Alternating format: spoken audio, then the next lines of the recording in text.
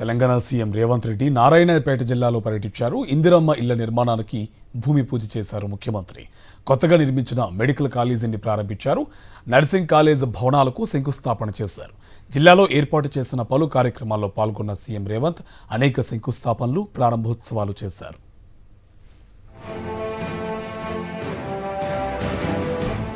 నారాయణపేట జిల్లాలో పర్యటించిన తెలంగాణ సీఎం రేవంత్ రెడ్డి పలు శంకుస్థాపనలు, ప్రారంభోత్సవాలు చేశారు. రాష్ట్రంలో తొలిసారి జిల్లా మహిళా సమాఖ్య ఆధ్వర్యంలో నిర్వహించే పెట్రోల్ బంకును సీఎం ప్రారంభించారు. అక్కడ మహిళలతో మాట్లాడుతూ మహిళా సాధికారతే లక్ష్యంగా ప్రభుత్వం పనిచేస్తోందని సీఎం చెప్పారు. మహిళలు ఆర్థికాభివృద్ధి సాధిస్తే అది మొత్తం కుటుంబానికి తోడ్పాటునందిస్తుందని రేవంత్ అన్నారు.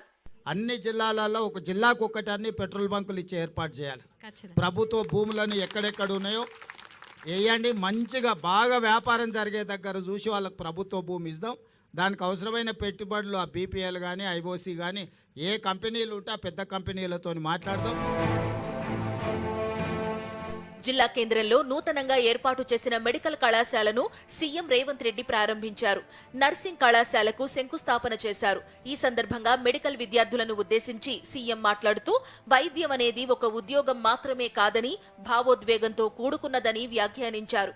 మారుమూల ప్రాంతాలకు విద్య, వైద్యం అందినప్పుడు అభివృద్ధి సాధ్యమవుతుందని, మెడికల్ విద్యార్థులు కాలేజీని అభివృద్ధి చేసుకోవాలని సూచించారు. ఇక్కడ ఉన్న వాళ్ళందరూ నా సూచన ఒక్కటే, రంగుల గోడలు, అద్దాల మేడలు ప్రభుత్వం నిర్మించగలదు. కానీ ప్రభుత్వానికి అంటే కూడా అందులో ఉండే విద్యార్థులు వాటిని నిర్వహించుకొని అవి భవిష్యత్ మీ తర్వాతి తరాలకు కూడా, మీ తర్వాతి వచ్చే విద్యార్థులకు కూడా వాటిని నాణ్యతతో కూడుకున్న వాటిని మీరు అందిస్తే నిజంగా మనము ఈ విద్యలో రాణించిన వాళ్ళమైతాం. మొదటి విడతలో నిర్మించే ఇందిరమ్మ ఇళ్ల నిర్మాణానికి అప్పక్కపల్లిలో సీఎం భూమి పూజ నిర్వహించారు. ఎస్సీ మహిళ బంగళి దేవమ్మ ఇంటికి శంకుస్థాపన చేశారు రేవంత్.